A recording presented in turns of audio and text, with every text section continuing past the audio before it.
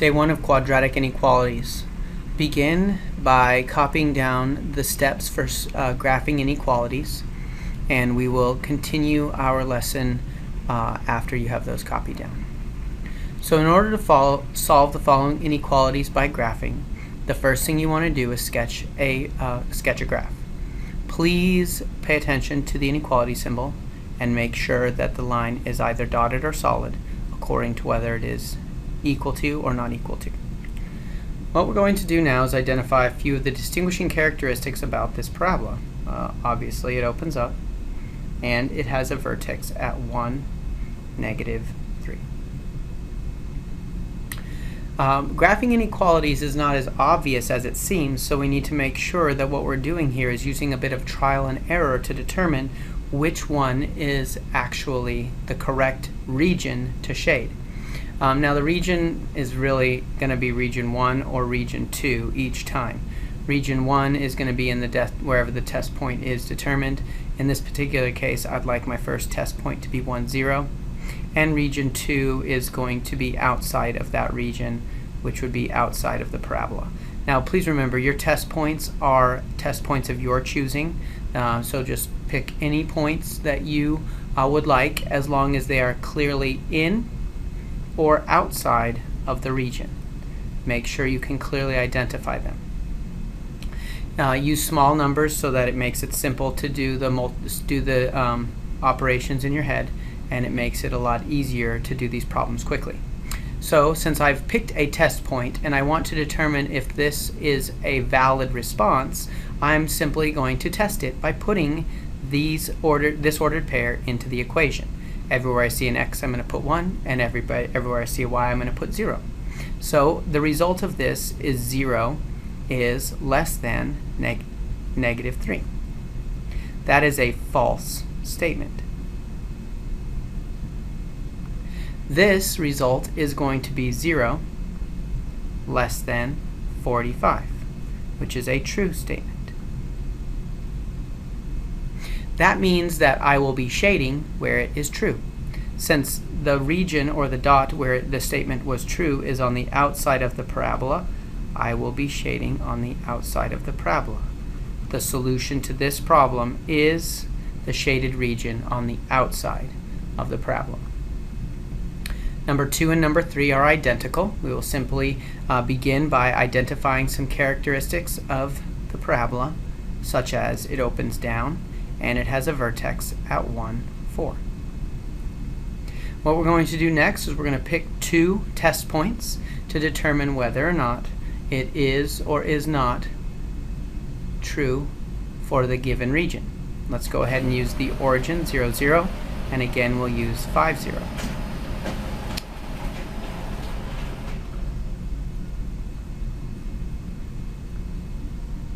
Again, we'll be plugging these x, y values into this problem right here, and we get 0 is greater than or equal to 3, which is a false statement, and 0, which is greater than or equal to -15, which is a true statement. Because the true statement is 5, 0, we will be shading in the region where 5, 0 is located. Number 3, again the distinguishing characteristics here. So it opens up and its vertex is located at 3, -4. Again, we'll be choosing test points. The test points today will be, or for this particular problem, will be the origin 0, 0 and 3, 0. The result of the first is 0 less than or equal to -4, false, and 0 less than or equal to 5, which is true. Again, sorry, I have them switched in my notes, so I'll just switch them here. I apologize for that. That's going to be 3, 0, and that's going to be 0, 0. And there, again, the shaded region will be outside of the parabola. There. All right. At this time, pause complete number 4, and then once you've completed it, resume the video to make sure that you understand what it is you're looking at, so that you can gain mastery a little bit easier.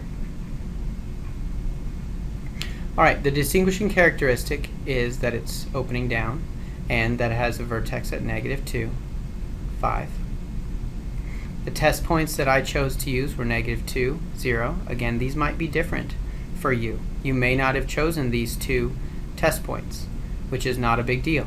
You choose the ones that work best for you. -2, 0 is here, 3, 0 is here. The results will still be the same. You'll get different numbers, but you'll either get a false or a true statement.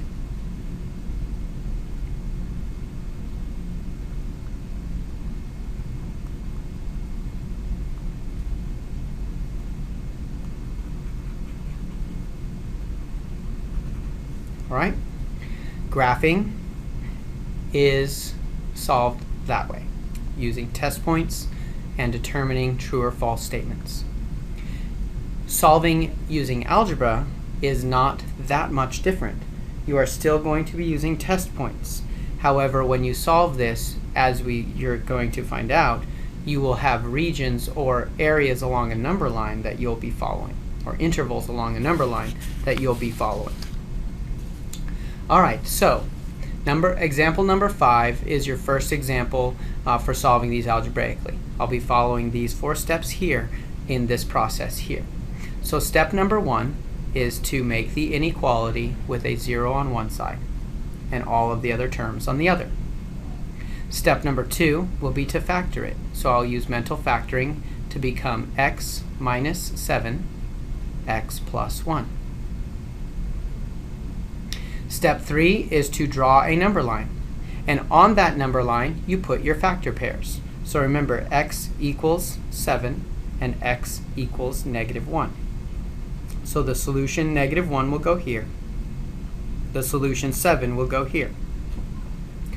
What I'm going to do next is I'm going to pick points within each separate interval on the number line. Notice there's an interval here, there's a second interval here, and there is a third interval here. Now, depending on what your equation looks like, there may be more. So just be careful about getting all of those intervals in place. Next thing you want to do is pick a test point in each of those intervals. I'll begin with -2, 0, and 8. You're going to notice something about the points I've chosen, -2 and 8. Notice that they're both 1 unit away from the actual solution. Because of symmetry in parabolas, these 2 answers will be identical to each other. That's why I picked those points specifically. I choose 0 because 0 is easy. My first interval is going to be from -infinity through -1. Let me add a new line in there. My second interval is going to be between -1 and 7. And my third interval is going to be between 7 and +infinity. The test value that I'm going to use for each one of those will be -2, 0, and 8. You don't have to build the table in the future, it just helps you structure it now. What I use and what I use exclusively is the number line, as you're going to see moving forward from here. The y value is going to be the same each time because of step number 1. The y value is always going to be 0.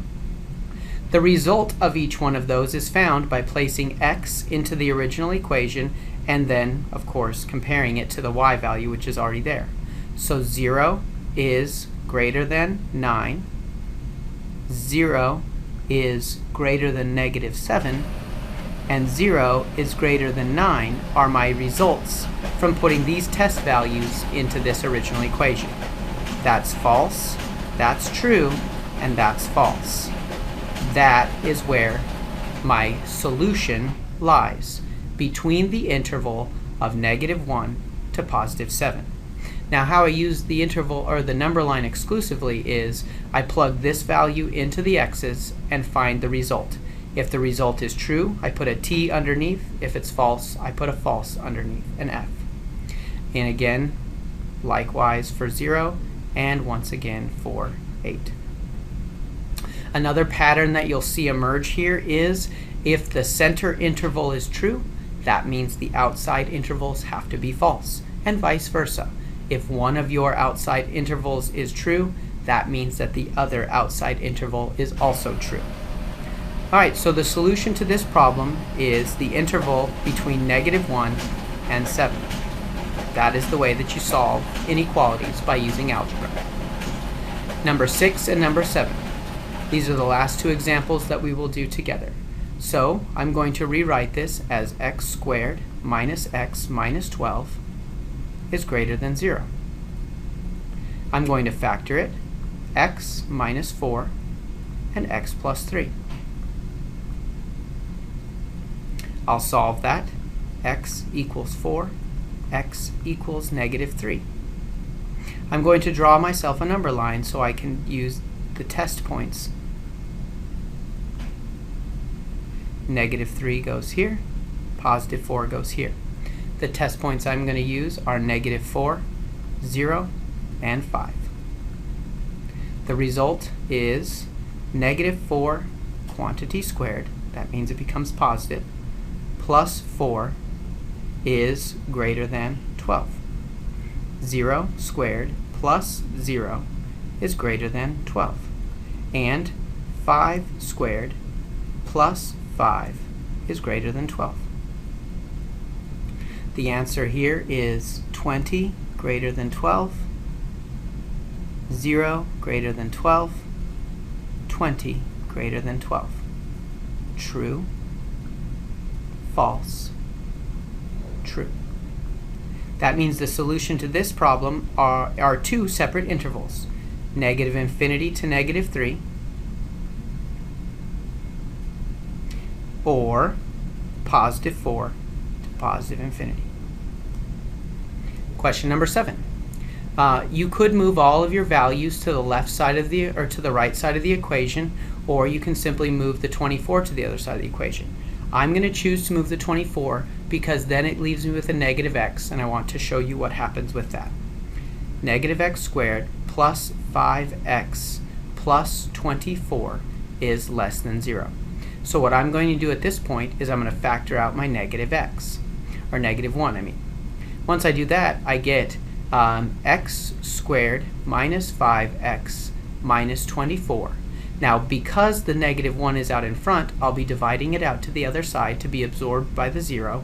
But the most important part about this is that I have divided both sides by a negative, which means the resulting inequality must be switched.